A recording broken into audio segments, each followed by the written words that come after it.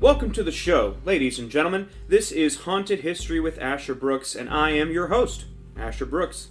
I've been a ghost tour guide for 8 years with 2 different companies, one of which I ran and wrote myself. I love strange and twisted tales, the more macabre the merrier. Each show will have a main theme and a special guest who will bring their own terrible tale to tell. Today's special guest is one of my favorite people in the whole world. She's a stage manager and theater professional who I met first working on a show down south in Columbus. We've both since moved up here to Wisconsin, so we're really lucky to have her with us today. Since her first show, she stage managed touring shows, black box dramas, and huge cast musicals. She's an incredible person who can handle thousands of light cues, sound cues, and dumb actor questions. She's Anna Brooks! Hi! Thank you so much for being with us today. She also happens to be the lovely woman I am married to. I had no choice. I didn't force you, but that's fine. Let's just start this off with just the vague idea I'm keeping you trapped in this house. Luckily, this is not a video format, so you cannot blink for help. SOS? Fine. No, there will be no SOSs. So each week, our special guest will bring something unique that I don't know about, and they'll tell me all about it before we get to our main theme. This is a way to kind of get the ball rolling, get us feeling comfortable with each other. Now, of course, Anna and I are very comfortable with each other because we are married. We got married on Halloween. She and I both love Halloween. We love spooky things. In fact, it was, I believe, our second date that took place in a graveyard. Yes. She came on one of the ghost tours that I was running, and we actually met at the Rocky Horror Picture Show. So if you're familiar with that, you can understand the type of people we are. Weird. And yes, exactly what brand of weird we are. Now, Anna, I know you have basically a theme for us. What is it that you brought with you? Well, today, since we are both from Georgia, born and raised, I figured that we would stick with a Georgia theme and talk about something that Asher told me on our first date, which was a little something about an underwater town in Lake Lanier. Which is very interesting, except when I did my research, it is much, much darker. It has a horrible history. Yeah, things in the South tend to have pretty bad history, and this has that kind of history, correct? Yes, it is very racist. All right, so today we are talking about Lake Lanier, which is the largest lake in Georgia. It is a man-made lake, but it can also claim the title of one of the most deadly lakes in the whole United States. Currently, it is a prolific recreational area for the summers, and it houses about 8 to 10 million people who visit every summer. It's a top vacation spot for locals, but it has a long, dark history. So, where Lake Lanier sits is directly over Oscarville, which was one of the largest towns before Lake Lanier was there. Because like I said, it is man-made. A little bit about Oscarville and why it's important. It was the largest town that's currently under Lake Lanier, but it was a primarily black community of like blacksmiths, carpenters, labor workers, farmers, things like that during the Reconstruction era post-Civil War. It was a very, very prosperous area. The crops were doing great. They were doing a lot of business. Local newspapers of the time claimed that Oscarville was a strong black community, and many, many children also were attending local schools, which was, if you were white, it was a little odd for you at that time to think of black people going to school, getting educations. And in the census of 1908, it showed that 316 children of color were enrolled in school in that county. Because of this, some white residents in Forsyth County, which is the nearby county, they saw this community as sort of a threat. One white subscriber to the newspaper wrote a letter expressing fear that the children attending school might eventually be able to pass the state's literacy test that kept black residents from voting in the polls. So it was considered a threat because they were worried that they would get too educated and begin to vote? Yes. I forgot that you had to take literacy tests to vote. During the time, like, they had so many rules and regulations. Even though slavery had been abolished by that point, they had put so many rules, regulations, and like things that black people had to get over before they could even have like the same rights, if they could get any, as white people. And is this Jim Crow stuff, or is this the beginning of Jim Crow? I believe around the time of Jim Crow. they were, even though slavery, quote unquote, was abolished, it could still be used if like black people were jailed. They could use it as like a form of punishment. So it's a prosperous black community. It's set in this large, like, dipped valley, and it's full of almost entirely black residents? Pretty much. Okay. So that was up until about 1912. So these black people are having a great time. They're prospering, but in 1912, there were 2 incidents that began inciting violence towards the Oscarville community. So the first happened in nearby Cummings, Georgia, where a woman was attacked in her bed during the night, and allegedly that was by 2 black men, even though it was never, like, confirmed. But as soon as that happened, of course, everyone starts losing their minds. Yes. And only 2 days later, a woman named Sleety Mae Crow, which, by the way, is an amazing name. That is... Sleety Mae. Well, a lot of... If you're not from the South, you may not know this. A lot of people in the South have multiple names. I had a friend when I was in Boy Scouts whose name was Ben Allen Dunn. But of course, nobody said Ben Allen Dunn, so he was called Bubba. So Sleety Mae, I assume, had a different name. I assume they didn't say Sleety Mae, but... Well, I'm sure. I have no information on that part, but I have no information about what Sleety Mae's nickname was. That's fair. I did ask you to do some research, but, you know... I did not dive that deeply. You didn't go and talk to her best friend? No, I did not. From 1956. No? Okay. So 2 days after this woman had been attacked, allegedly by 2 black men, Sleety Mae Crow, who was a 19-year-old white woman, was found dead in the woods near Oscarville, and while there's no evidence, it was written that she was presumably raped. They didn't know who it was, but when Mae was found, the obvious conclusion to racist white men is that black men must have done it, right? That was something that was commonly turned to. For sure. When violence was committed near other communities, they were usually targeted. It had to be the black people who were the outsiders. Yeah, they were real upset about it. So, in retaliation, they arrested 4 black teenagers: 16-year-old Ernest Knox, his 18-year-old cousin Oscar Daniel, Oscar's 22-year-old sister with another great name, Trussie Jane Daniel, and 24-year-old Robert Big Rob Edwards. So eventually, Trussie Jane Daniel, the 22-year-old sister, she was released. I'm not entirely sure why, because the other 3 men were kept in prison, but I have a feeling it had something to do with her being female. Yeah. Versus the men. The day after their arrest, a white mob entered Robert Edwards' cell for no reason other than they were enraged that this thing could happen to their white daughter. Yeah, these were not deputies or sheriffs. These were just people. Just people who were enraged. A mob. So they entered Robert's cell. They shot him, dragged him into the streets, and hanged him from a telephone pole right outside the courthouse. That's not good. I mean, what happened to the other 2 boys? Did they get... They remained in prison. No, were they in the same facility? I don't believe so. I believe they... So they went for Roberts because they could get to him. Well, I believe that they thought that Robert Edwards was the one who committed the crime. Okay. Because I did see that he was removed from, like, the main cell and was actually being transported closer to, like, the Atlanta area during this time when the mob got him.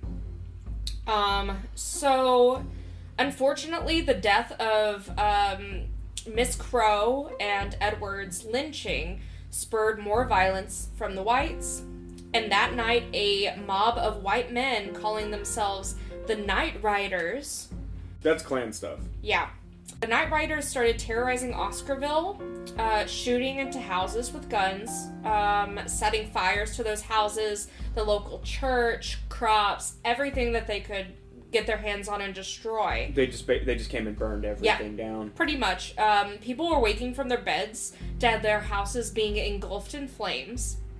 And I cannot imagine how terrifying that was, because burning alive is like one of the top 3 worst ways to die, in my opinion. Absolutely.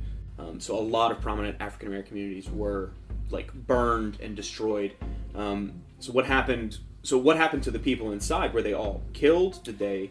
Well, a lot of them did die during the attack. Yeah. But a lot of people did try to escape Oscarville. And they escaped to the near Forsyth County.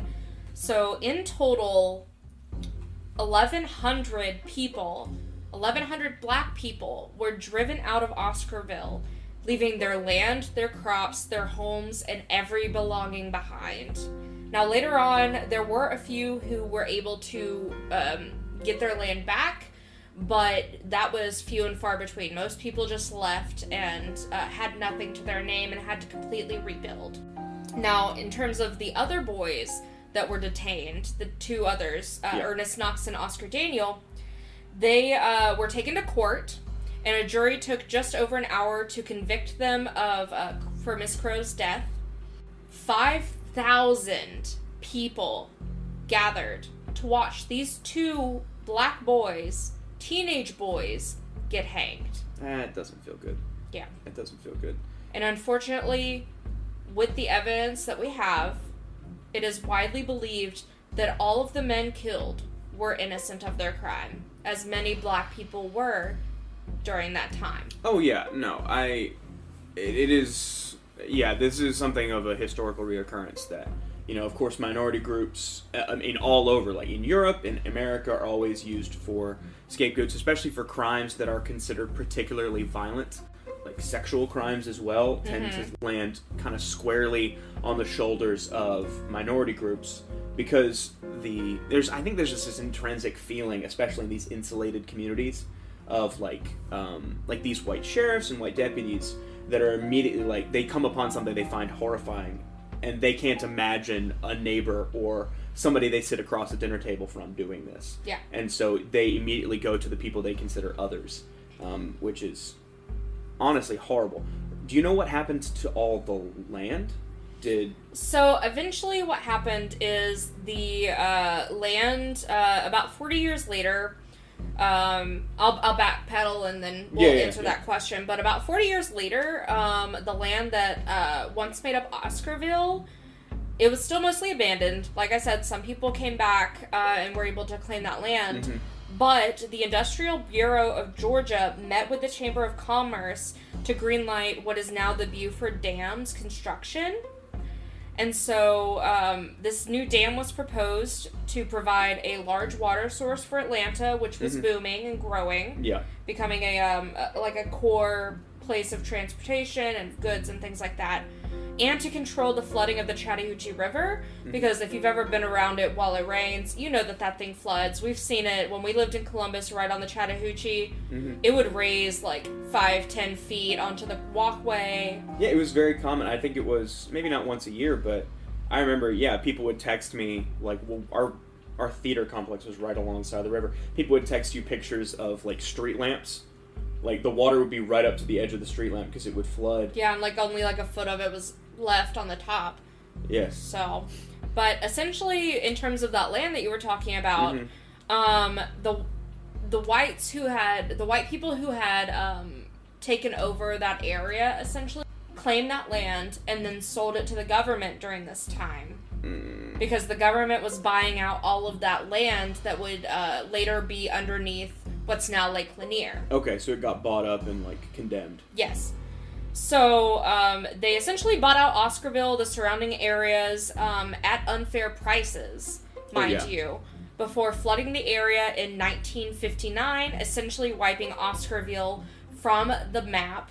And a lot of our history, to be quite honest, like, we've lived so close to this location and never once heard about Oscarville. Yeah, I mean, I know of Lake Lanier, like... Yeah. Everyone goes there every summer to boat and suntan and swim and just have a good time, and just to know that there's this dark secret that nobody has been told right underneath. That's not great. Yeah, there is actually a theory amongst people that say that the building of Lake Lanier in the 50s was specifically chosen to cover up the town and to silently remove it from history because of the horrific things that happened there. Yeah. Which, honestly, fully would believe. That does tend to be what happens. You know, this land suddenly becomes vacant for some reason. Vacant with big air quotes around it. And then, well, oh look, it's time for another big civic project. You know? Do you know what every populated town has? Gas station? I mean, yes, but no. They have dead people. And do you know where there's dead people go? They go into cemeteries and graves and stuff. Yeah. So what do you think happened to those who were buried on that land when it flooded? Well, from the tone of your voice, I'm assuming nothing good. Well, yes and no. The U.S. government did try to relocate some of those graves, but it was dependent on getting permission from the family members, and of course, by that time, a lot of them had been driven from the area. And so they did get some and relocate them, but there's countless others. Some without actual headstones, unmarked graves, people who have been there too long to know where they are. And so when they flooded Lake Lanier, there remained approximately 20 cemeteries and many structures that had just not been removed that sit at the bottom of Lake Lanier. There's full roads, like full bridges and buildings that they're just chilling beneath the surface. How deep is Lake Lanier? So Lake Lanier, at the deepest, it's 156 feet, but the average is about 60 feet. And it's even so shallow in some points that when like the severe droughts come through, you can see different parts of buildings. Like, what's fascinating is they actually had like a racetrack in Oscarville, like a full racetrack for automobiles. And during 2007, there was a severe drought, and the first like 3 or 4 bleachers, like top of the bleachers stands, could be seen coming out of the water. And I can't imagine how freaking creepy that is. Well, you would think that if they're going to make this, because this is a place where people go boating and like tubing and stuff. And if you've never been tubing, it involves hurtling around the lake at high speed while attached to the back of a boat and then getting flung off. So you'd think they would pull these things out, but there's still bleachers down there? Yeah, well, originally when Lake Lanier was made, it wasn't made to be this tourist area with boats and everything. They just made it to help Atlanta. It was supposed to just be a water. reservoir. Yeah. Yeah. And so now that Lake Lanier has, become this big thing, a lot of people have been have gotten hurt over the years because of it. I mean, even when they flooded Lake Lanier, some of the trees were so tall they had to go in and like actually chainsaw them into the water because boats would get stuck on them. But how creepy do you think it would be to see the tops of a tree just emerging from the middle of a lake? I mean, that sounds awful, but those trees are still there? Yeah. Divers have gone in and they have like video evidence and pictures of like buildings still being there, these trees still going strong under the water. I don't know how that happens. Some of them have even talked about like giant catfish that they see that are like not toddler size, like 10-year-old size. 10-year-old size? Like a 10-year-old child. But let me tell you a little bit about the deaths that have since occurred since Lake Lanier's built. So currently it's estimated that between 500 and 700 people have died in the lake since its creation. And 200 of those people have been since 1994. That puts 7 people per year who have died in Lake Lanier. Like every year. Do you know how many people died from shark attacks like just last year? I'm gonna guess maybe 10? 10? I mean, close. About 9 people died of shark attacks last year.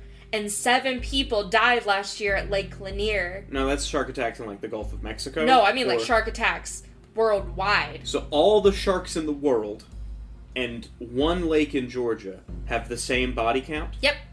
Okay. Similar, but yes. Okay. That's not great. Yeah. And then get this, 27 people who have died in Lake Lanier, their bodies were never recovered. Like, they're just chilling in the lake still. I don't know if chilling's the right word. I mean, they're just... But... They're in there. Now, in terms of those high death numbers, you might be like, yeah, sure, 8 to 10 million people, show up to Lake Lanier every year, and they party, and they drink, and there's accidents. Yeah. Cool. Like, that, I get that. That happens. Yeah. But in comparison to Lake Allatoona, which is only 40 miles away, and gets the same number of people per year, they have 1/3 less death. I mean, yes, if you think about it, there's I'm sure there's like fishing line down there that gets caught. There might be like roots, or not roots, like branches of trees.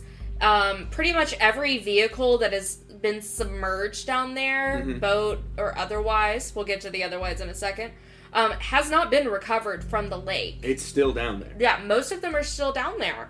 And so those become traffic issues. Now, there is another explanation. And as a non-believer, you're going to roll your eyes. It's true. Just so anyone is wondering, I love ghost stories. I do not believe in ghosts.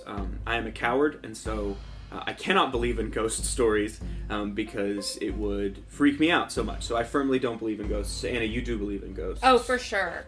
Okay. I'm a firm believer, and there are a lot of theories that, of course, Lake Lanier is haunted. Now, being a believer, I firmly believe that what I'm about to tell you is true. Okay. So, legend has it that Lake Lanier is haunted. Some believe that the lake's haunted by those whose graves were decimated and flooded when Lake Lanier was created, which I can understand. Others believe that it's the spirits of the Cherokee natives that were murdered or displaced during colonization. But the most famous ghost story is known as the Lady of the Lake. Now, this comes around because in 1958, there were two friends, Delia Mae Parker Young, and... Another person with 3 names? Another person with a nice long name. Delia Mae Parker Young. 4 names? Yeah. It looks like Delia Mae might have been the first name, Parker maybe the middle, and Young. I don't really know. It wasn't... I got you. The commas were a little spacey. Yeah. I got you. And her friend, Susie Roberts.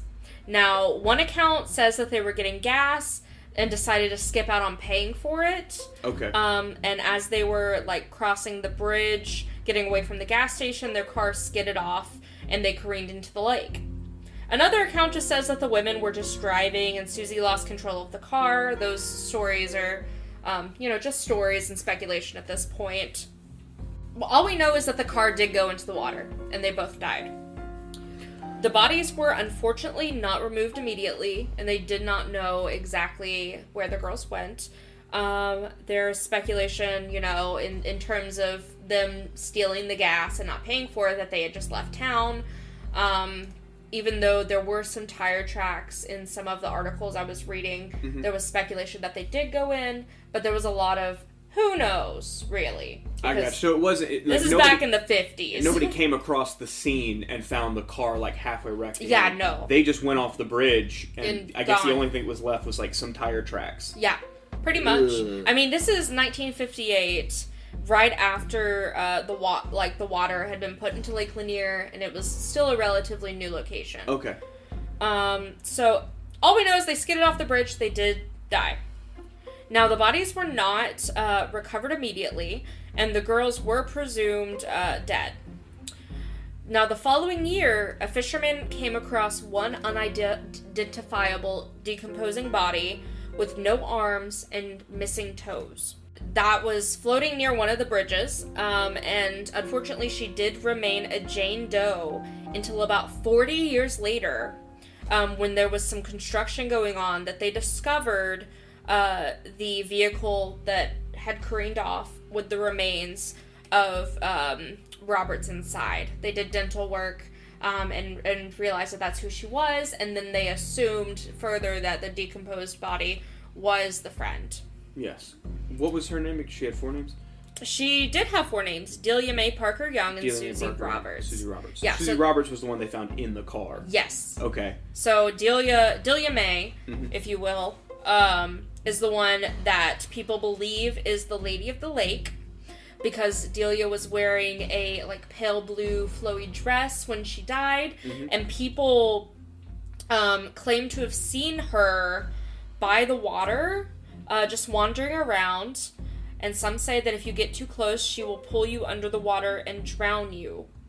There are accounts of survivors who had near-death experiences at Lake Lanier, and they claim that they felt someone was pulling them down by their legs. Which makes the Lady of the Lake story a little bit more surreal. That sounds awful. It sounds terrifying. That sounds terrifying. Now, there are also many reports of, Mm-hmm. like, creepy sounds emerging from beneath the water, which should not be happening. Like, what kinds of sounds? Just, like, eerie moaning and, like, things that aren't water lapping up against the shoreline. Like, if you think of that noise, it's everything but. Okay, so just non-water noises. Yeah, obviously non-water noises. Non-water noises. Okay. The scariest type of noises.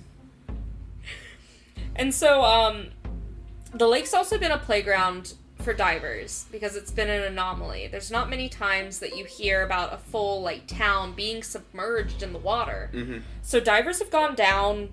They have reported seeing and taking pictures and videos of what remains of the towns.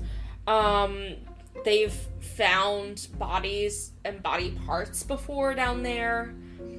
And one person who gets quoted a lot in all of these, like, different articles is a longtime diver named Buck Buchanan. And he has this to say about body parts in the water. Mm-hmm. He says, and I quote, "You reach out into the dark and you feel an arm or a leg and it doesn't move. That's creepy."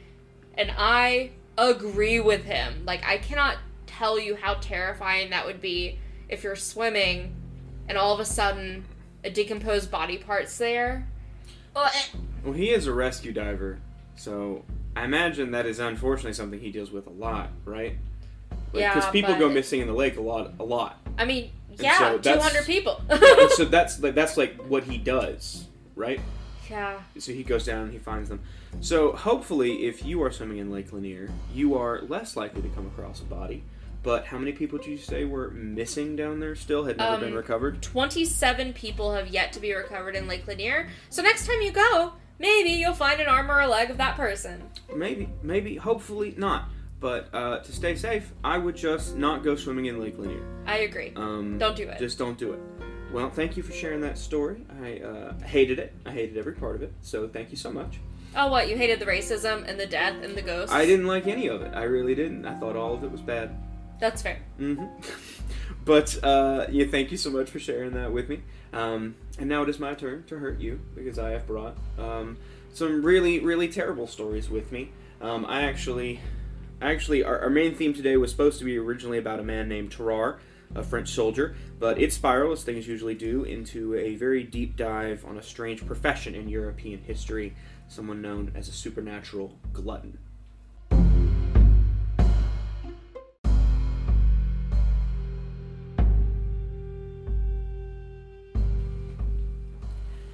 So before we get started, this is just a quick content warning. This section will deal with very sensitive topics, including acts of excessive consumption, animal cruelty, and cannibalism. I only say this because, well, some of these things are very dark, and it's only going to get worse the deeper we go in. So please, if you start feeling uncomfortable, you are welcome to tune on out, okay? Now that I've scared or interested you, we're going to go ahead and begin. As you all know, the freak show was a common form of entertainment in early societies. Royals and nobles, the well-to-do, would host traveling troops of people with strange talents or strange body types.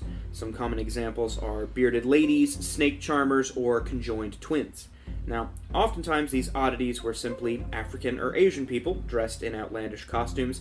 Many of these performers were mistreated and suffered greatly at the hands of the audiences and the leaders of the show. Some were simply in it for the steady work, seeing no alternative for themselves, but many more performers were slaves or indentured servants of the ringmasters or showmen who used them. As we move forward, keep in mind almost all of these people were victims of circumstances beyond their control, and the history of freak shows and circuses is a deeply flawed one. The people I'm going to talk about are a little bit like freak show performers, but were a little bit different. They didn't usually come with tents and big tops. They didn't usually get invited as part of a troupe. They were singular performers. Though these people looked quite normal, these were people that had supernatural powers of digestion. Powers that allowed them to consume credible amounts of food or things that would be deadly to normal people. Now, some of them ate not as a feat of strength, but because of a desperate hunger that drove them to consume anything and everything they could find. Now, people had started making this their profession. One of the first was a man named Nicholas Wood, who lived in Kent. He was known as the Great Eater of Kent, or the Hero of Kent, after discovering he had an incredible appetite for food. Now, he was not what you would consider a large person. He was a stoutly built farmhand, a servant, but all over a normal-looking person. But he had to spend all of his money on food, and so he quickly became well known as someone who would travel to county fairs and festivals and do these great feats of eating. He would go to, if you imagine a Nathan's hot dog eating contest, but instead of hot dogs, it is a whole pig. Or he would come and a table would be laden with cooked birds and bread and potatoes, and he would eat the whole thing. People would watch, they would cheer him on, they would take bets on whether or not he'd be able to finish. And soon he began to make bets with people about how much that he could eat. And then, quite literally, local gentlemen, local rich people started to invite him to their homes. He would be the entertainment for the evening. So, do you know if, he had a medical condition that made him hungry, or was he doing this, as a way to get food and afford food? Well, from what I know about his history, he was the servant of a local gentleman, so he didn't need money. But he did need money, but he wasn't extremely poor. This wasn't somebody who was very poor, kind of trying to trick rich people into giving him food. Mm-hmm. This was something that he was good at, and something that he was also compelled to do. So I believe it was an undiagnosed medical condition. Most of the people I'll talk about today, I think, have undiagnosed medical conditions. But at the time, they were just kind of put under one big umbrella, something called polyphagia. Polyphagia, That's a yes. Fun, weird word. I think I don't know the exact Latin translation, but it was basically someone who was driven to consume excessive amounts of food.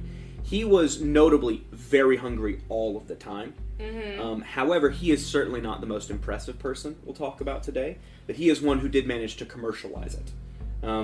So he would be invited as entertainment for the evening. In his early days, he once ate a dinner that was set out for 8 people, all by himself. He won this bet, he made a little bit of money, and people started to know his name, and so another large manor invites him, this lord named William Seeley. But this time, of course, you eat a dinner for 8 people at one place. William wants to do an even greater feat, so he lays out a table for 12 people. And of course, this table is covered in bread and meat and wine and cheese. So Woods is kind of brought in, and all around this table, sitting at little tables and little couches and stuff, are all these rich people, like merchants and ladies in waiting and their children and all the local nobles. And he is literally brought into a room, he sits down at one end of the table, and servants are just like, all right, where would you want to start? Let's get going. And they would bring him just plate after plate of this food, and he would eat until either it was all gone. And of course, people are making side bets along the way. But this table that's set up for 12 people, he apparently finished every single bit but one plate and passed out before he could finish it. And he didn't pass out oh, I can't take anymore. No, he dropped out of the chair. He just fell on his side, and all the people are gasping, oh my God, the peasant's going to die. People are taking bets on whether or not he's going to live. And so the consensus, seriously, this is what rich people did. Oh no! They're like, let's invite a poor person, and let's see how much food he can eat, and if he dies, well, fun. And so they literally have these servants drag him over by the fire. The consensus is that he is going to die. And so they drag him over by the fire, and his belly is reportedly has swollen. He looks like he's pregnant. His belly is sticking out. They lay him by the fire. He's in this passed out comatose state, and people begin just taking bets on whether or not he's going to explode, whether he's going to die. But as the night goes on, he just lays there. Nothing really happens. And so people kind of start to get bored. And eventually everybody goes home, disappointed they didn't get to see him die. What the heck? They just left. They were like, well, I guess the show's over. And so the Lord was like, I'm going to bed, and told a couple of servants, was like, just watch him, Let's see where he's at tomorrow morning. Let's see. It just assumed he's going to pass out and die. He's just going to die. And they're going to go out there next morning and just like throw him in the ditch or something. And so the Lord William Seeley comes down the next morning and finds that he has not died. He is, in fact, sitting right there by the fireplace. His belly has completely sunk back in. He looks like a normal person. Reportedly, his only ill effect was that he looked like he had a hangover. He was like rubbing his head. He's like, I got a bit of headache. Probably from hitting the ground. Probably from hitting the ground. And it's like, yeah, I mean, I guess the worst thing is a concussion. So servants found him that morning, sitting by the fire. He apparently apologized for failing to fulfill his wager. However, William Seeley, who put him up to the bet, was not inclined to forgive him. Apparently, he was quite a sore winner. Seeley was disappointed that he had not completed his feat, nor provided entertainment by dying in front of everyone. Dying? Well, I mean, that is kind of what the Lord expected to happen. Oh my right? gosh. Like, I mean, what was the outcome of this bet? It's like when you go see somebody, like, try and jump a bunch of semi-trucks on a motorcycle. Like, it's kind of the unspoken thing. Is like, we're either going to see him succeed, or we're going to see a motorcycle crash. And so it was this kind of like, it's a little bit of blood sports, like, can this man survive this? So it was a very sore winner. He had Woods dragged outside and put in the local stocks, and people came to like throw trash at him and make fun of him. Just taking a break here. How does that make you feel? How do you feel about Mr. Woods so far? I feel bad for him. I agree. I also feel bad for him. I think the real tragedy, the real horror here is like what rich people will do when they're bored, right? Like, this is what the aristocracy was up to. They were just feeding peasants to see if they would pop. I cannot think of a single thing worse, like, and more boring than having to watch someone just eat. Like, people like mukbangs, and I don't understand it because it just grosses me out. I also don't understand mukbangs.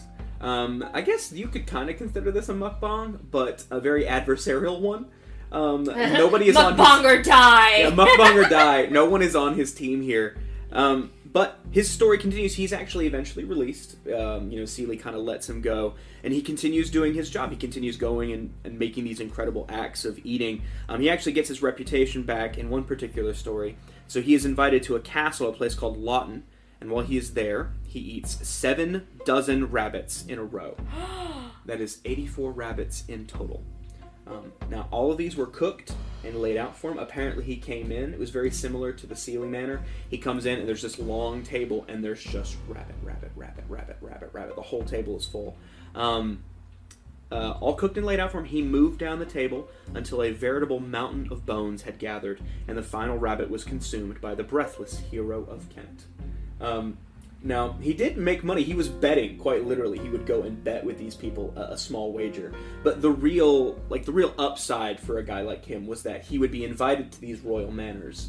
And this would be, when I say like the night's entertainment, you have to remember, this wasn't like, oh, it's a Saturday night, what are we going to do? No, like, people would come, they would stay the weekend at the house, people would be put up, meals and tea would be served, games would be played, and then he was like the Saturday night entertainment.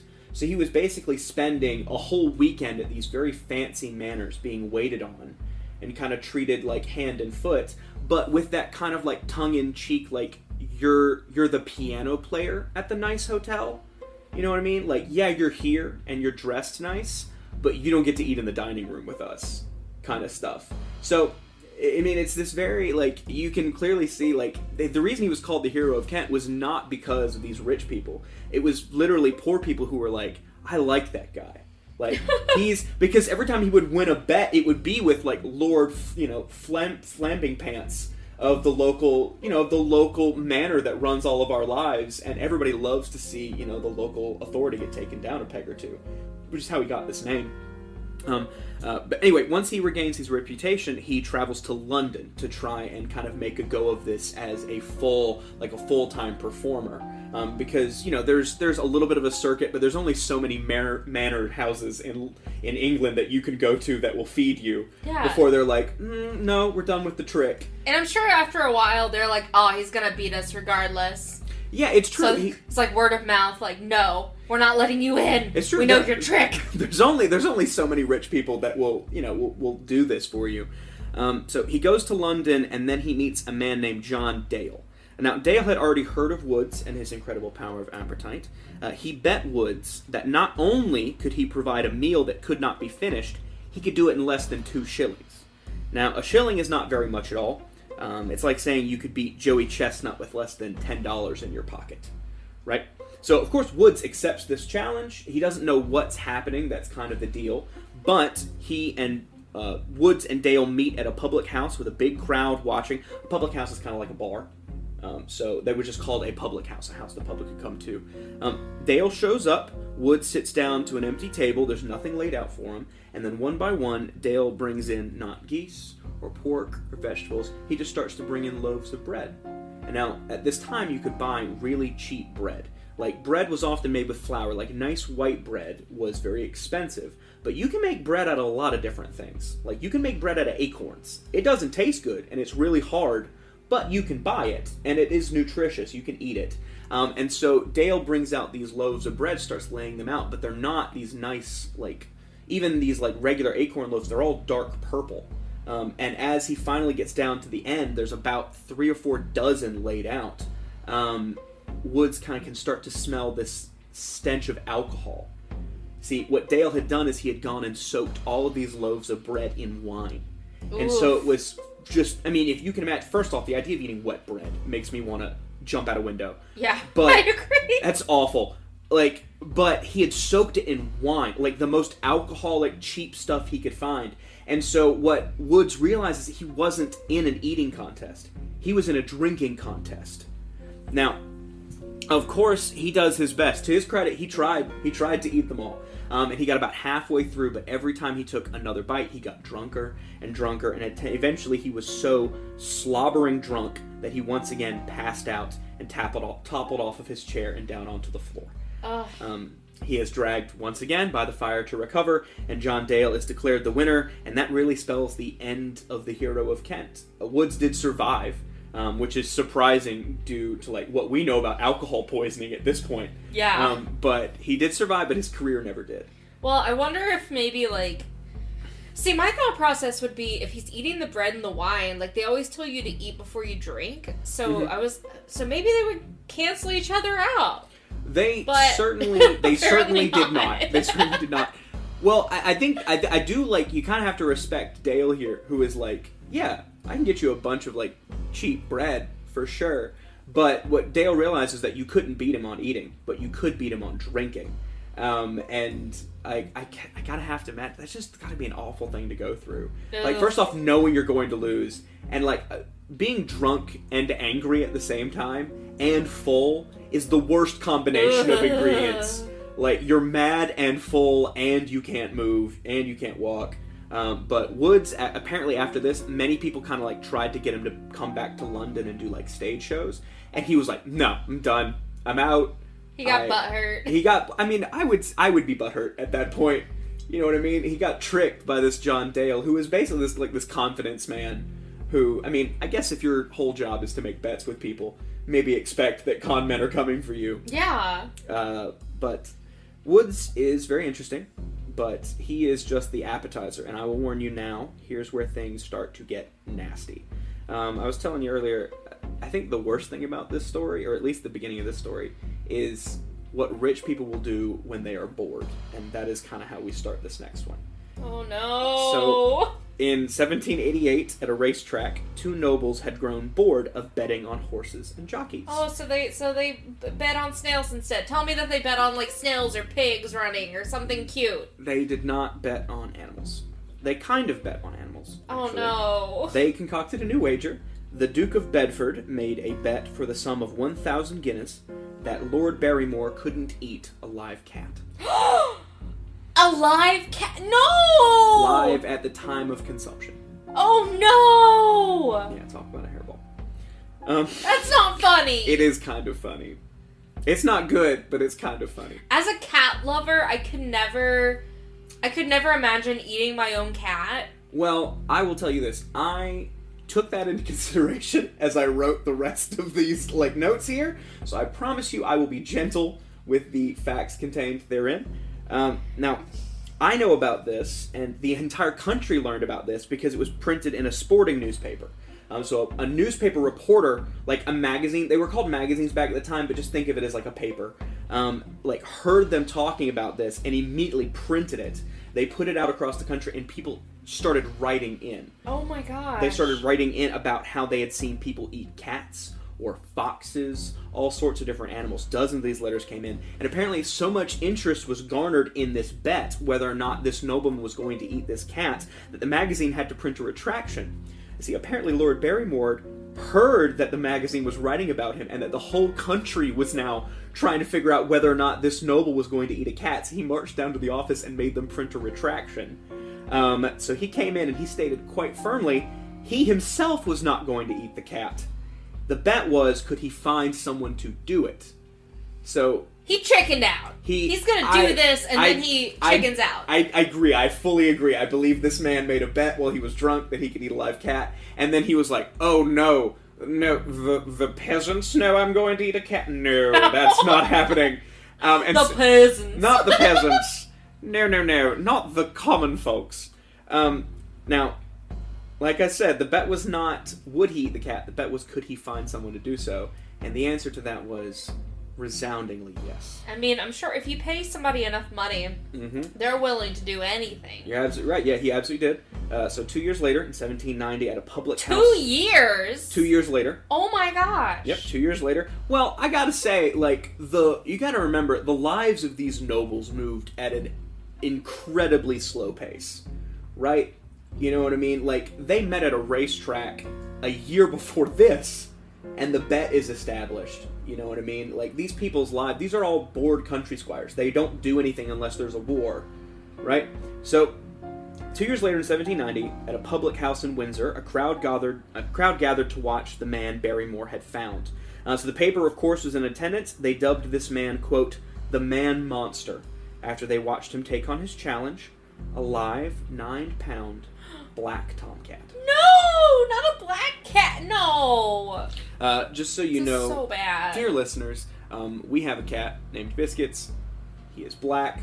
I don't know how much he weighs. Probably 9 pounds. Thankfully, this story seems to have had him vacate the room. I don't know where he's at right now, but is this if this is your ploy to get rid of our cat? I'm gonna be so upset. I'm not trying to get rid of the cat. I would not do this. So he's here to take on the challenge. This man monster is here. So the description in the paper of what happened is quite brief, and I will shorten it for you again. He apparently disposed of the cat with his teeth before eating it raw. If you've ever cracked a pecan still in the shell, he basically crushed its skull. Oh my god! So that it died with his jaws. And then he consumed every part of the cat except the bones. Oh my gosh, that's terrible! This was, of course, to the horror and amazement of the crowd, and as you can imagine, it caused a huge stir. Now, he was paid his sum, 1,000 guineas. Now, this bet wasn't the first case either, it was just one of the most well-published. This type of blood sport flourished, and cats were not the only victims here. So dogs, toads, eels, and snakes all became victims of bets like this. Oh my gosh! All sorts of animals were made the subject, and the incredible thing to me is that there were so many people willing to eat these animals live or raw. And you may be thinking, why in the hell would anybody do this? Well, the amount that they were betting for, 1,000 guineas, it was more money than an average laborer would make in a lifetime. It was an earth-shattering amount of money. It was so much money, in fact, that people began to realize they could live off of it. Now, and of course, we would never imagine doing something like this. First off, it's animal cruelty. But second off, the amount of money that they're talking about doesn't really register with us. But if you asked me to eat a ghost chili, a ghost pepper, for $1,000, I would do it. Right? And the uncomfortable reality is, I'd probably do it for $100 if you asked me. Right? And these people were being offered more money than they would make in a lifetime. Double it sometimes. And so, once again, you realize that's where all this comes from. Like, blood sport, of course, is popular, but it's people who are in bad circumstances kind of willing to do what it takes to make their money. Which really sucks. Now, there are some people who didn't necessarily do this because they wanted to make money off of it. There are some people that did it because they kind of had to. By far the most famous of these supernatural eaters is a Frenchman and a soldier named Tarrare. Now, his name is pronounced differently in French, but I am not French, so it will be pronounced Tarrare in American. So just to be clear, I am not mispronouncing it. I am avoiding destroying my reputation among the French listeners, of which I'm sure there are many. Now, Tarrare was not considered a local legend like the hero of Kent. No one enjoyed him, not even his parents. Oh no! No, he was born in the French countryside outside the city of Lyon. He was a man of incredible appetite and incredible odor as well. Oh my gosh, get this man some axe or something. So he was reported to stink so badly you could often smell him coming. Right? Oh no, so honey. this is clearly, I want to say, before we kind of really get into the nitty-gritty of him, this is clearly a man who's suffering from a medical condition. Right? Like, yeah. Nicholas Woods might have had some sort of, like, thyroid problem that caused him to be hungry all the time. This man, Tarrare, is suffering. Right? In fact, I knew a person when I was working at a Boy Scout camp that had a similar issue. He just had a problem with, I think, his endocrine system, and so he often had a bad odor about him because he actually secreted a lot of the, like, toxins, not toxins, because that's a word that, you know, granola people use to talk about juice cleanses, but, like, he would often secrete things that his body didn't need through his sweat, and so he smelled really bad, and so he took a shower a lot, so he always smelled better, but if he began to sweat, he would smell bad, and Tarrare apparently was constantly hot. His pores were continually producing foul sweat. He would stink so badly you could smell him coming. But the worst thing about him by far was his appetite. He apparently ate so much food as a child that by the time he was a teenager, his parents turned him out onto the street. Oh my gosh! They couldn't provide enough food for him. They were like, you gotta go. We can't afford to keep you. You eat too much. And so he is homeless now. He kind of wanders the countryside with thieves and other outcasts until he becomes kind of the pinnacle of what we expect from this. He becomes a sideshow for a con artist. So there were these people, like you've all heard of snake oil salesmen, who will go up and say, oh, I have these miracle cures. You drink this. It'll increase your appetite. It'll make your, if you've got marital problems, that'll make your marital problems better. And so these, absolutely, yes, Anna is laughing. But yeah, absolutely. And so these con men would often, quite literally, they would employ, and I'm using the term here quite loosely, they would enter, like, oddities and freaks. So people you would normally see in a freak show would be used as a part of these presentations. And so Tarrare was used as an example of how well his, appetite tonic worked. So this con man would basically say, oh, is your husband, is he, lacking in stamina? Is he doesn't eat his food, he doesn't have any strength? Well, I feed this man right here a little dose of my potion every day, and look what he can do. And so Tarrare would be forced to kind of put on shows. So his main show he would swallow animals. He would eat stones and corks. And he would reportedly swallow the stones, and then he would walk forward and he would jiggle his stomach, and you would hear the stones rocking around inside of him. And so people would pay money to have him eat things. They would bring him things, and then he would pay half a shilling or a couple of pennies to have Tarrare eat it. Now, he did this until 1788, working for this guy, until he struck out on his own to perform on the streets of Paris. So, how are we feeling about Tarrare so far? How do you feel about this guy? I feel really bad, because, his family put him out. He's eating rocks. His insides can't feel good. As the rocks are clanging together, all I can imagine is, skin getting pinched between rocks. And it was just, ugh. He was, to be clear, Tarrare was not his actual name. It's unclear whether or not it was a stage name, or simply a name that, he was called, but he called himself this. A lot of what we know about Tarrare comes from his own accounts. But some people think that the reason he's called Tarrare is because the phrase "bom bom Tarrare" in French has something to do with loud, raucous noise. and he constantly farted. Oh my... Probably because he's putting rocks in his belly. Yeah, no, he had really bad bathroom troubles, of course. He farted constantly. But, yes, at this point, he is swallowing corks and stones and all these different things. Things that don't need to be put in your body. True. When he strikes out on his own, he starts doing things I think are a little kinder to his body. So he shows up in Paris in 1788. And so his kind of main show, the one that he does, is he would eat an entire bushel of apples. And he wouldn't eat them. He would swallow them. Oh my one gosh. by one. So he would just put an apple in his mouth and swallow it. He was also very fond of filling his cheeks like a chipmunk, and so he would put eggs in his mouth, one by one, and he was reported to be able to hold about a dozen eggs in his mouth. His mouth would be incredibly wide. Now, is Tarrare like what I imagine him to be like? Just like a large man. Like, who is that guy, the giant? Like Andre the Giant? Yes, that's what I'm imagining him to be like. So, Tarrare, they actually have a good medical description of him, because he eventually ends up in the hands of some doctors who start working with him. Well, I bet swallowing rocks and corks and things you're not supposed to. Yeah, but they start working with him, but reportedly, he wasn't considered that unusual looking. I'll get to, like, his physical description in a little bit, but... I mean, he is not an incredibly tall man, an incredibly large man. He wasn't fat.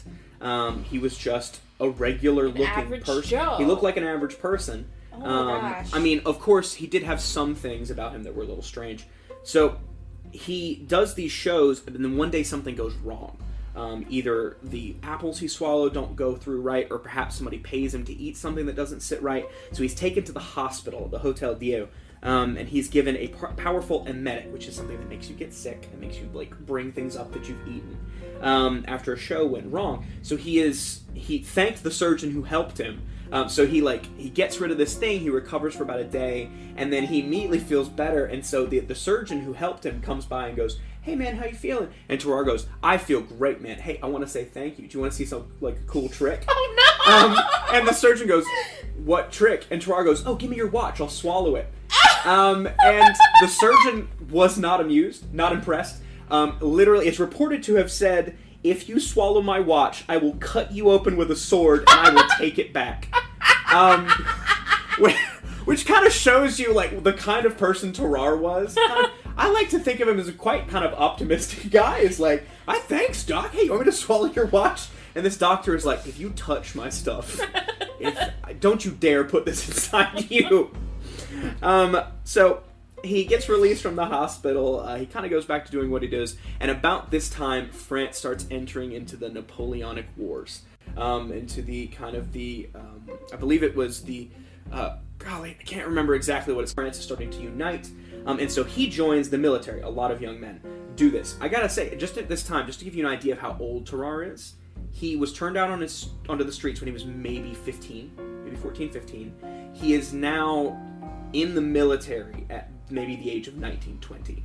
So he's still quite a young person. Now, of course, back in that time, that's not as young as you'd think, but he's still a quite young person. He's got one foot in the grave. Yeah, he's doing okay so far. But so he joins the military, but immediately the higher ups flag him as unfit for duty. So they feed him quadruple rations in his unit. Yet he still went and hunted for food in trash cans and in gutters. He started begging for extra rations, and when nobody would give him extra rations, he basically became the gopher for the entire platoon, the entire battalion of soldiers he was with. He would do anything anyone asked of him if they would just give him their food. And so again, we're kind of seeing this man is desperately hungry. Yeah, all of the definitely time. Something medically wrong. However, he worked as hard as he could to try and get as much food as possible. Nevertheless, he still couldn't get enough. He collapsed from exhaustion and was taken, this time, to a military hospital. Oh, wow. Now, they sent him to this hospital, and they start to treat him, but quickly they realize that he is quite unusual, and they hold him for experiments. And they start experimenting on him. So these doctors are fascinating, and they start documenting, and this is where we really learn the most about Tarrare. This is where all the information we know about him comes from. So he encounters this doctor called Dr. Francois Pierre Percy. We're going to call him Dr. Percy from now on. just because I don't want to say his full name. But Dr. Percy is the Surgeon General of the whole armed forces, and takes an interest in Tarrare and starts trying to figure out what's going on with him. Now, they start documenting him. So Tarrare is described in the medical documents as a man of medium height and build, a very pale person with very soft and thin blonde hair. The only thing strange about him, his mouth was unusually wide. Almost 4, he could raise his mouth up almost 4 inches, which, that's what it said in the medical records. That doesn't feel crazily huge to me. That may be 4 inches more than what the standard was, but it was noted that his cheeks sagged when they were not full, which is how he achieved that chipmunk-like effect. He literally had lots of extra skin, like, on his face. His teeth were really stained, all the enamel was stained, and of course, the doctors noted his pervasive smell at all times. But they started to notice the smell actually came and went. So he would sweat constantly, but when he was well fed, he would sweat even more. And it was noted because he was so hot all the time, it was thought he had some sort of brain condition. Like, his body wasn't regulating temperature quite well, which is why he sweated all the time. Yeah. So his stomach was very flabby and loose, and he was able to, when hungry, wrap the skin of it around himself. Oh my gosh! However, when fully fed, his belly would swell and he would stink worse than ever. His eyes and his cheeks would become bloodshot as his body worked in overdrive to process all the food that he had been given. So they start testing him, they start trying to figure out, and they do give him more food, but he is still, of course, extremely hungry. So one day, the hospital he was in had 15 German laborers working outside, and they were working on some big project like a gate or a fence or something like that. And so they were prepared a lunch as a thank you for coming out and doing this big project. And so it was set out on this big table for them in one of the rooms of the hospital, and Tarrare heard about this and immediately tried to sneak in. And this was a big problem with Tarrare. If he knew there was food somewhere, he wouldn't ask permission. He would just go and try to get to it. So staff at the hospital physically would hold him back. They would guard the door to keep him from getting into this food. But the doctor, Dr. Percy, observed him trying to get into it and decided this would be a good experiment. So he ordered the laborers to stand down, ordered the staff to let Tarrare in, and watched.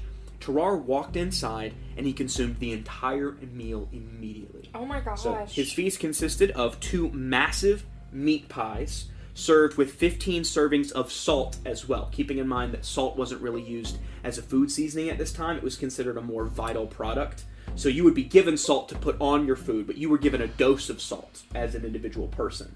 So it's thought that there would be, quite literally, if you walk in, you see on the table these 2 massive meat pies, enough for 15 people, and then a plate of salt to dip into to get this seasoning. To drink, he had 2 jugs, one of whole milk and one of spoiled milk, which I regret. I was going to do some research into why it was soured milk. I think that was just something that they drank was soured milk, but he drank all of it, ate every crumb of it, and just like Nicholas Woods, which I think is interesting, he immediately passed out. So he laid down on the table and fell right to sleep. His belly kind of swelled up, he looked like he was pregnant, but a few hours later, he woke up and asked what time he would be allowed to have dinner. Oh my gosh, that's so intense. It's a lot, and these are just the beginnings of the experiments. Dr. Percy only gets more and more interested as this happens. So he's tested on a couple more times. They feed him all these different things. They ask him about the shows that he's done, and he proves that he'll eat these animals, all these different things. He's reportedly said to have favored snake meat. Apparently he enjoyed snake. I've had snake before. It was fun.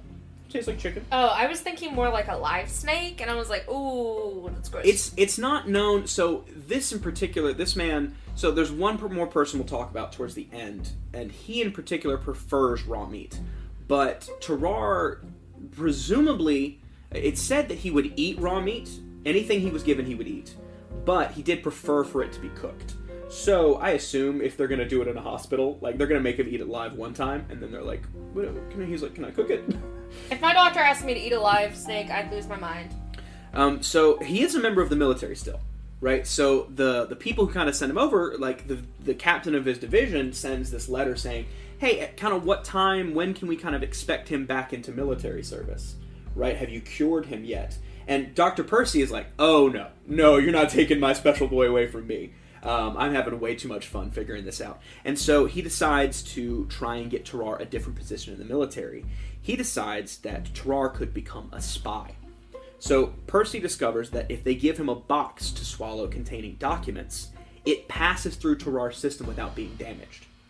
Right? So he had the ability not only to swallow stones, he could swallow whole boxes. Right? Now imagine this is like maybe the size of like a pencil case or a cigar case. I don't care, that's giant! It is big. It is full big. And so he does this once or twice for Dr. Percy, and then Dr. Percy is like, alright, let me take you to some of these high-level generals. And so he is taken to these high-level generals, high-level military officials, possibly including Napoleon Bonaparte at that time.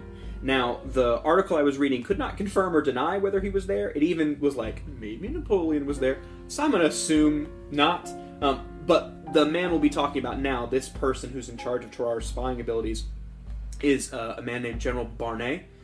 So General Barnay is the one who watches Tarrare eat this box. He sees him do it, and then a couple days later, Tarrare comes over and is like, hey man, here's your box.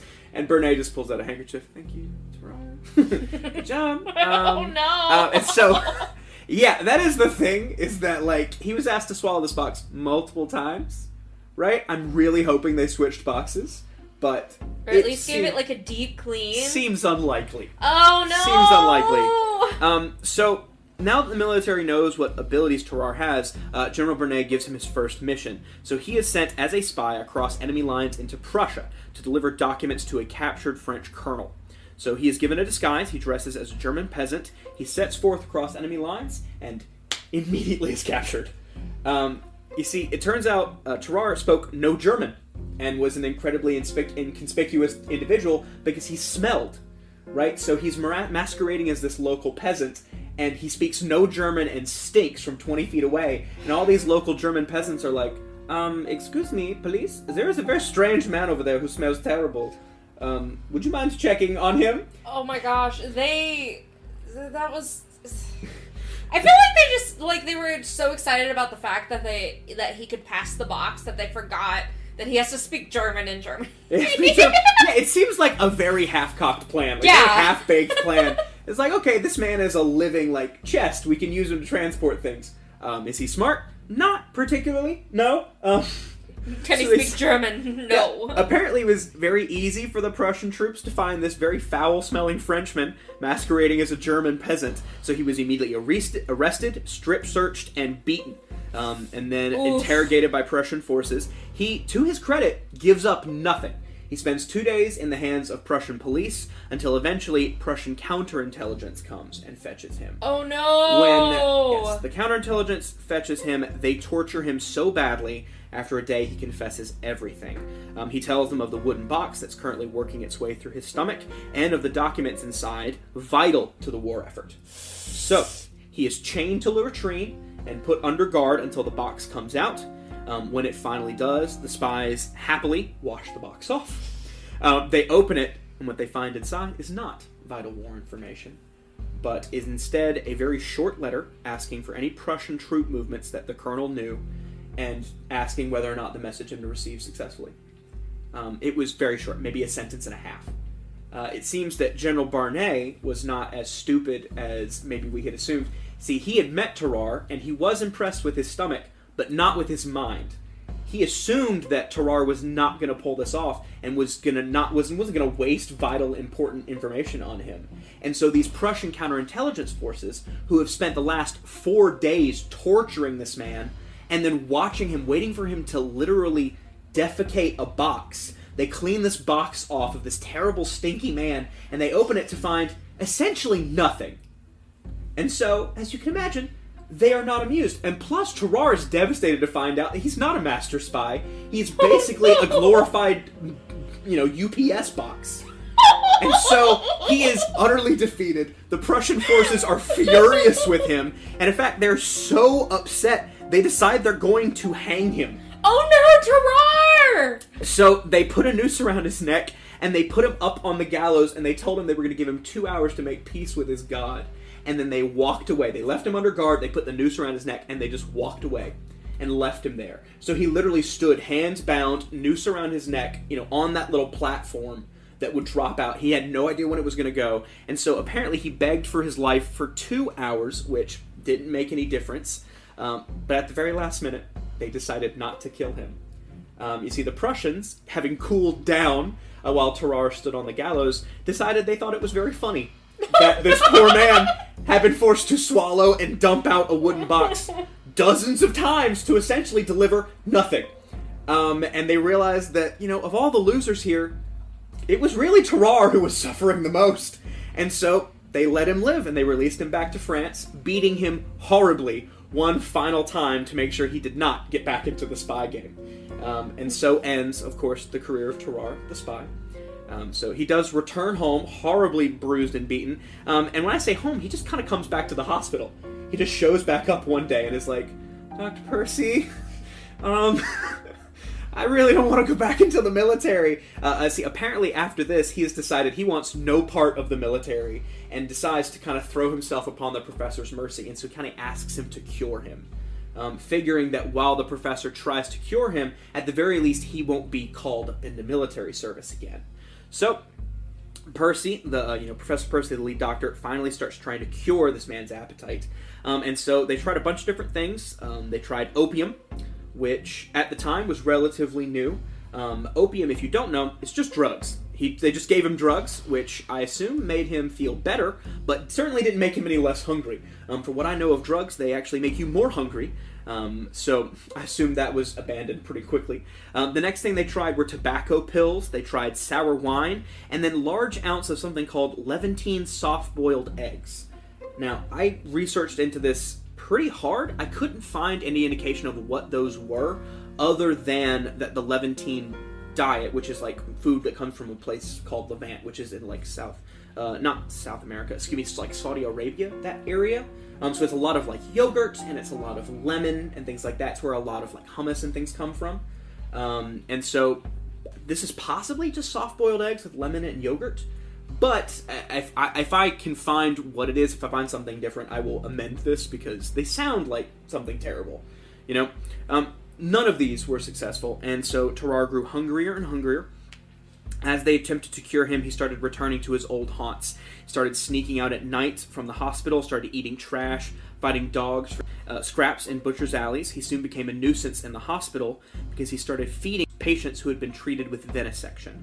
If you don't know what venesection is, it is phlebotomy. People were being bled. So anytime someone was bled, Tarrare would try and sneak into the room, and they would often find him drinking the blood of these patients from the buckets they were being collected in. Oh my gosh! Now, when he couldn't get close to the live patients, he started to move on to the dead ones. He was removed from the morgue several times for taking liberties with the corpses, and at this time, the entire hospital wants him gone. Every single person, from the porters who work outside to the surgeons in the halls, they all hate him. He is reportedly, even dogs and cats would flee at his presence. Like, they knew him by sight and knew that they hung around, they were on the menu. So no creature would stir near Tarrare. People avoided him if they could. The morgue had to be locked to keep him from getting inside of it. But Professor Percy continues to like him. He's kind of grown close to him at this point. And I have to say, like, if you imagine this man as being driven by hunger, like this endless hunger, you have to imagine that you feel sorry for him. Yeah. And Professor Percy clearly feels that way. However, Professor Percy, refused all requests to remove him until Tarrare made the decision for him. Oh no, I don't like where this is going. One night, a 1-year-old child disappeared from its hospital bed. And after they searched the whole hospital, the staff found nothing.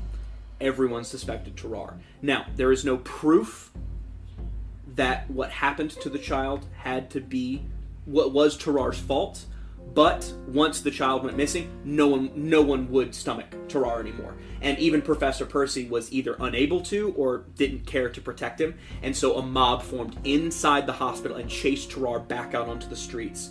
They told him if he ever came back, they would murder him. They would kill him themselves. And so this man is kind of thrown back out onto the streets. Now, after that, we lose track of him for quite a while. He disappears for the next 4 years. And the professor, who kind of had cared for Tarrare, only saw him one last time. So 4 years later, he receives a letter from another doctor who has admitted Tarrare into his ward. Apparently, the man was asking for the professor personally.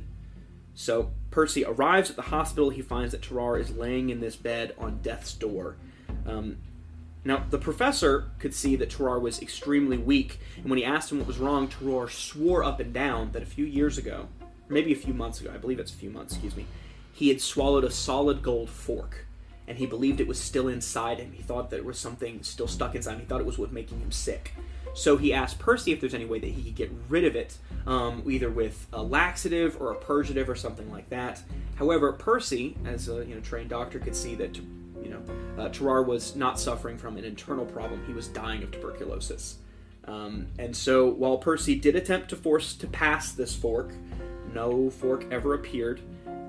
About a month after that, Tarrare began to have continuous diarrhea and died at the ripe age of 26. Oh my gosh. Now, when he passed, his corpse rotted incredibly quickly, and Percy came as soon as he could to autopsy his body. When he did open the stomach, he found it was incredibly large. It took up pretty much the entire abdominal cavity. His liver was massive, his stomach and his small intestines were covered in ulcers. So while Tarrare did eat all these incredible things, it was not because he had an iron stomach. It clearly had done damage to him, but the one thing they didn't find inside was any fork. There was no fork inside him when he passed. Now, while Tarrare was the most famous, he is not the worst. There is one final person I'd like to talk about, the human ghoul, a final feral Frenchman named Antoine Langoulet. Now, Langoulet was a man of voracious appetite, but his diet was very specific. He preferred rotten meat. Oh, no. He liked roadkill and offal. He would often walk through butcher's quarters and pick up what had been left on the streets.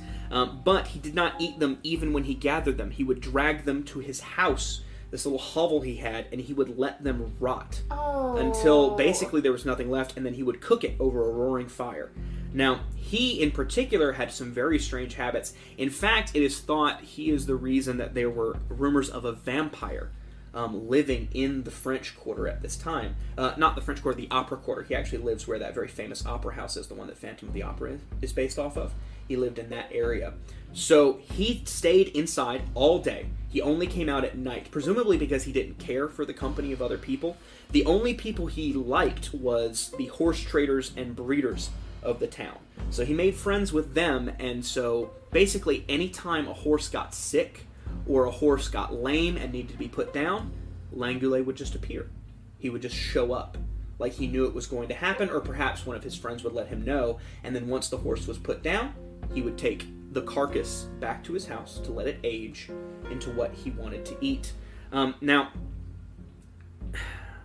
if he had stuck to eating horses, we may not know anything about him, but he did not stick to horses. You see, he found a new feeding ground. A graveyard near his home contained all of the rotten meat he could eat, and he made a nightly habit of scaling the wall with a shovel and a maul to open the fresh graves and collect as much as he could. Now soon, people began to complain about grave robbers in the cemetery. Of course, people coming out to visit their loved ones find that the graves have been opened. They've been, of course, reburied, but they can tell that the ground is disturbed. And so investigations start to happen. Police and the doctors come out, and as they're investigating, they realize that the bodies aren't being robbed of their valuables, the things that they're buried with. They're being robbed of their flesh. So, police started to guard the cemetery at night, but couldn't find Langoulet, although he did raid the cemetery every single night. Eventually, a church worker saw a creature pulling the corpse of a young girl from her grave and charged after him, only to find that Langoulet put on an incredible amount of speed and scaled the wall one-handed while still holding on to the corpse, taking it with him. Now, once over the wall, he quickly lost the police. In fact, he was only discovered later when a neighbor of his saw that there were articles of clothing belonging to a young woman outside of his home. Officers kicked in the door a few hours later to find him eating the corpse. He was dragged to an insane asylum where they expected to find a raving lunatic, but Langoulet was rational and sane. You see, aside from his appetite, he seemed the model for normality. He freely admitted in conversation that he preferred food that others deemed disgusting. and in fact he had often desired to eat children, but hadn't had the chance until recently. After the asylum headmaster, Dr. Berthollet, heard this, Langoulet was permanently imprisoned, where he died in prison. Now, all of these men had documented careers. All these doctors that treated them were reputable and, well thought of men of science. In fact, Dr. Percy produced a huge amount of medical papers. Tarrare is but one, chapter in the history of the medical kind of advancements that he's done. So while a lot of these things that I've talked about today seem very unusual, like a lot of it sounds made up, I'll be honest with you. It sounds crazy. But these were things that like doctors wrote down. These were what medical science was deducing about him. And so what we kind of assume, what Dr. Percy assumed, is that most of these men had brain damage, right? Their body in particular was not overwhelmingly strange. Although Tarrare, when autopsied, the surgeons found that they could open his mouth and they could look down and see his stomach from inside. No. Because they think it was because of all the things he swallowed. It literally widened out his throat. It made it larger. But in particular, he just looked like an extremely damaged man on the inside. They think the problem was in the brain. See, there are parts of your brain that control your regulation centers for food. And so they think that was what was damaged. The hypothalamus, I think is what they said, is what regulates temperature and the amount that you eat. Which makes sense because Tarrare was constantly hot and sweating, always hot to the touch, and constantly hungry. It's likely that that part of his brain was broken or damaged in some way. Now, Langoulet was a bit of an unusual figure. They thought he had brain damage in a different part of his body. I believe, again, the amygdala, they said, is what was wrong with him. Now, of course, there were no modern science, back then, so we really can't tell what these diagnoses are. But the fact that they haven't surfaced, the fact we don't have people like that in modern society, suggests that it was actually a combination of those things, and perhaps that Tarrare and Langoulet were suffering from parasites. You see, there was a lot, because they were in the exact same place, France, London, Paris, places like these cities, it's thought that they were perhaps suffering from like ringworm, a hookworm, or something that was consuming the food that they were consuming as well. Doctors wouldn't have known to look for it at the time.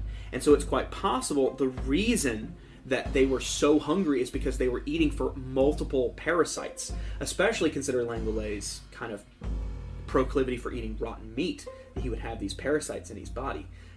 But all of them were considered pretty sane. Even Tarrare, who was, of course, an incredibly strange man, seemed quite, affable to talk to. The only thing they ever remarked about his attitude that he was kind of lazy. He didn't really like to move around. He was constantly tired. He was lazy. So we come to the end of this here. These people are really creepy and really, really tragic, but I feel very bad for them. These people are victims of circumstances beyond their control, and so they end up in these really ghoulish circumstances. Langoulet in particular feels a little bit more Silence of the Lambsy. He doesn't feel like somebody you would feel bad for, but Tarrare in particular, you kind of do feel bad for, especially him dying of tuberculosis like that. Everything I've said today has been researched, and if you know of anything about these stories you want to contribute, I'd love to hear from you. Anybody who wants to send something in, please do tell me. But all good things must come to an end. And this has been pretty fun for me. I don't know about you. How do you feel? I feel slightly traumatized. I'm just sitting here in shocked silence. Good. That's the idea. I'd like you to be slightly traumatized.